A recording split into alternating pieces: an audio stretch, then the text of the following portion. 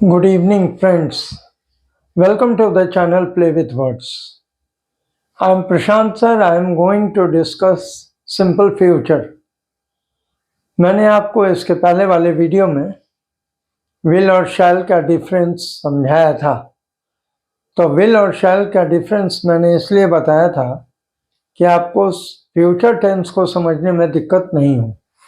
आप एक चीज देख लीजिए कि फ्यूचर टेंस में आजकल विल का प्रयोग बहुत ही ज़्यादा हो रहा है और शैल का प्रयोग कम हो रहा है।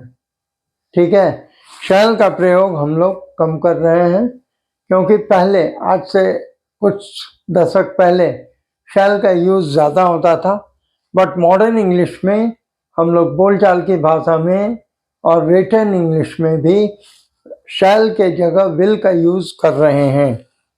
तो वीडियो को बिना देर किए हम शुरू कर रहे हैं। Simple future. आपने अभी तक अपने चैनल प्ले विथ वर्ड्स को सब्सक्राइब नहीं किया है तो सब्सक्राइब कीजिए, लाइक कीजिए, शेयर कीजिए, बेल आइकॉन दबाइए ताकि आपको वीडियोस का इंफॉर्मेशन मिलता रहे। तो सबसे पहले मैं शुरू कर रहा हूँ सिंपल फ्यूचर। आइडेंटिफिकेशन देख लीजिए। आइडेंटिफिकेशन है गा है, गे है, गी है। At the end of a sentence, we get गा, गे, गी। हम लोग सेंटेंस के अंत में गा, गे, गी पाते हैं। जैसे मैं जाऊंगा, तुम खाओगे, वह लिखेगा, वे लोग घूमेंगे, हम लोग देखेंगे, एट्सेट्रा एट्सेट्रा। तो ये इसका आइडेंटिफिकेशन है। सबसे पहले अफर्मेटिव सेंटेंस का स्ट्रक्चर हम लोग देखते हैं। अफर्मेटिव सेंटेंस में सिंपल फ्यूचर टेंस का स्ट्रक्चर क्या होना चाहिए? तो सिंपल फ्यूचर टेंस का स्ट्रक्चर अफर्मेटिव सेंटेंस में सब्जेक्ट सबसे पहले आएगा, उसके बाद विल और शैल आएगा, प्लस V1 आएगा, प्लस ऑब्जेक्ट और अदर वर्ड्स आएगा। ठीक है, यानी सबसे पहले सब्जेक्ट, उसके बाद विल और shall, plus V1 plus object और अदर वर्ड्स। जैसे आई शैल गो टू मार्केट, मैं बाजार जाऊंगा। यू विल ईट मैंगो, तुम आम खाओगे। They will address the meeting, वे लोग मीटिंग को एड्रेस करेंगे। तो इस तरह के स्ट्रक्चर को हम बराबर देखते हैं। तो आई और वी के साथ हम लोग शैल या विल दोनों का यूज करते हैं, प्लस V1 प्लस ऑब्जेक्ट और अदर वर्ड्स का यूज होता है। तो आई, वी, यू, दे और पीपल तथा ही, शी, इट और एनी सब्जेक्ट के साथ हम लोग शैल या विल का यूज करेंगे, प्लस V1 प्लस ऑब्जेक्ट का यूज करेंगे। शैल का यूज आई और वी के साथ नॉर्मली होता है, पहले भी होता था, लेकिन अब इसका जगह पर विल आ गया। अब देखिए, यहाँ पर हम लोग जैसे कह रहे हैं आई शैल गो टू कॉलेज, मैं कॉलेज जाऊंगा। ठीक है, वी विल प्ले क्रिकेट, हम लोग क्रिकेट खेलेंगे।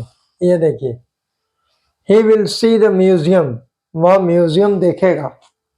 दे will see the Red Fort, वे लोग लाल किला देखेंगे। Radha will dance, Radha dance करेगी।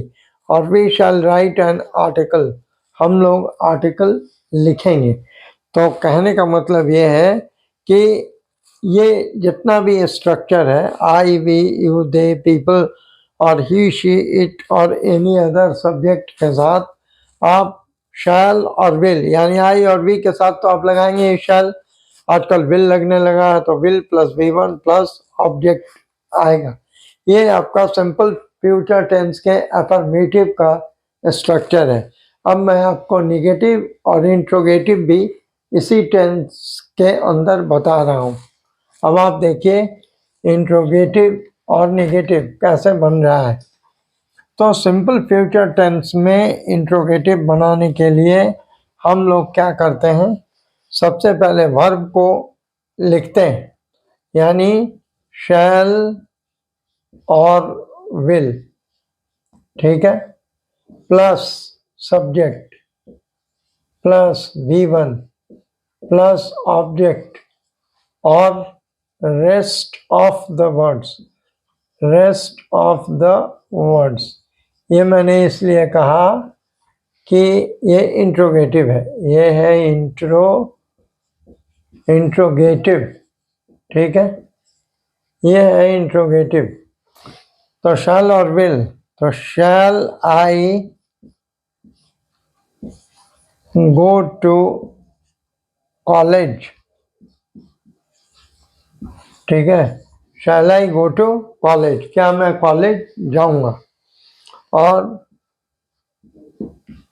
Will I purchase a car, क्या मैं कार परचेज करूंगा, खरीदूंगा।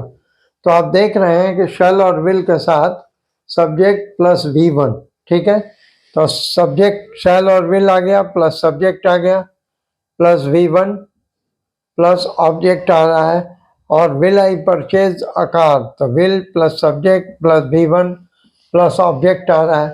तो आप ये देख रहे हैं कि इंट्रोगेटिव इसका ऐसे ही बनेगा, शैल और will plus subject plus V1 plus object और रेस्ट ऑफ द वर्ड्स। अब देखिए इसका निगेटिव कैसे बनेगा।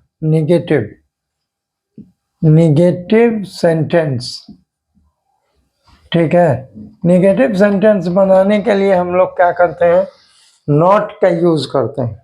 जैसे आई शैल ईट अ मैंगो, अगर हम, मेरा अफर्मेटिव ये है, if my affirmative is this, then I will change into negative. तो I shall not eat a mango, ठीक है, I shall not eat a mango. और I will not eat a mango, I will not eat a mango, मैं एक आम नहीं खाऊंगा। तो आप देख रहे हैं कि निगेटिव बनाने के लिए आई शैल ईट ए मैंगो का हो जाएगा I shall not eat a mango, I will eat a mango का हो जाएगा I will not eat a mango. तो ये बिल्कुल क्लियर है, इसका स्ट्रक्चर आप खाली आप देख लीजिए, ठीक है। तो इसका स्ट्रक्चर हो जाएगा निगेटिव सेंटेंस का, निगेटिव सेंटेंस का एक स्ट्रक्चर होगा सब्जेक्ट प्लस शैल और will plus not plus V1 plus object और अदर वर्ड्स, ऑब्जेक्ट और अदर वर्ड्स। तो ये निगेटिव हो जाएगा। I shall not eat a mango, I shall not go to school, we shall not purchase a car, ठीक है, और we will not purchase a car. तो इस तरह के स्ट्रक्चर को हम लोग देखते हैं निगेटिव में। अब निगेटिव इंट्रोगेटिव में हम लोग क्या करते हैं, निगेटिव इंट्रोगेटिव बनाते वक्त हम लोग को ये ध्यान रखना है कि निगेटिव इंट्रोगेटिव बनता कैसे है, ठीक है। हम लोग सबसे पहले निगेटिव इंट्रोगेटिव कैसे बनता है वो देखेंगे। तो निगेटिव इंट्रोगेटिव बनाने के लिए एक सेंटेंस को अब आप पहले एग्जामिन कीजिए कि ये सेंटेंस निगेटिव इंट्रोगेटिव में कैसे यूज होगा। अब आप देखिए, जैसे है आई शैल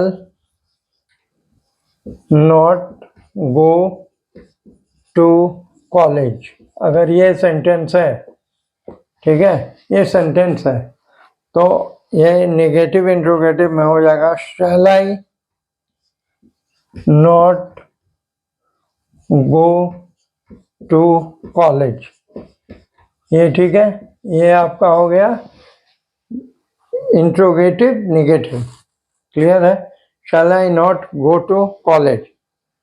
अब इसको शॉर्ट फॉर्म में अगर हमको लिखना है तो लिखेंगे shan't I go to college, college, shan't I go to college, clear है। अब देखिए, अब will not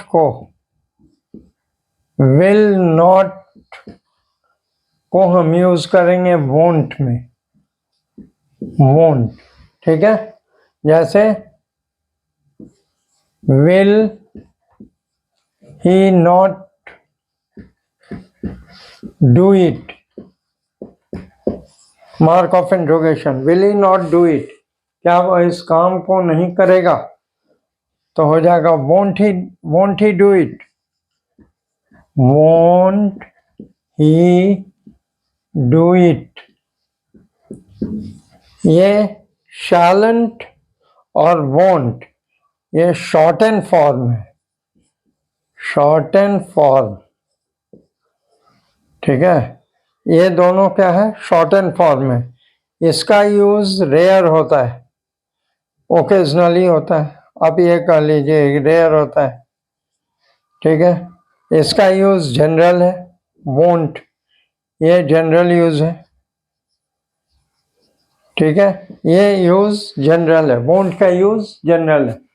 won't he do it, won't he purchase a car, won't he eat his food, तो इसका मतलब है कि ये जनरल यूज में आ गया है। और शैलेंट ये जो शॉर्ट एंड फॉर्म है इसका यूज रेयर होता है। तो ये आपका हो गया इंट्रोगेटिव, नेगेटिव और नेगेटिव इंट्रोगेटिव, ठीक है। अब आप देख लीजिए इसका स्ट्रक्चर, स्ट्रक्चर क्या हो जाएगा, स्ट्रक्चर होगा विल और shall plus subject plus not plus V1 plus object और other words plus mark of interrogation. अब आप देख लीजिए इसको, तो क्या हो जाएगा, विल और shall plus subject plus not plus V1 plus object और अदर वर्ड्स। इसका यूज साइलेंट का यूज रेयर होता है और वोंट का यूज जनरल होता है। आजकल सबसे ज्यादा यूज वोंट का हो रहा है। तो चलिए सिंपल फ्यूचर यहाँ पे खत्म हो रहा है। आपने अभी तक अपने चैनल प्ले विथ वर्ड्स को सब्सक्राइब नहीं किया तो सब्सक्राइब कीजिए, लाइक कीजिए, शेयर कीजिए, बेल आइकॉन दबाइए ताकि आपको वीडियोस का इंफॉर्मेशन मिलता रहे। और सबसे बड़ी बात, कमेंट कीजिए, because I am waiting for your good comments, क्योंकि आपके कमेंट्स हम लोगों को इंकरेजमेंट देते हैं। Thank you very much.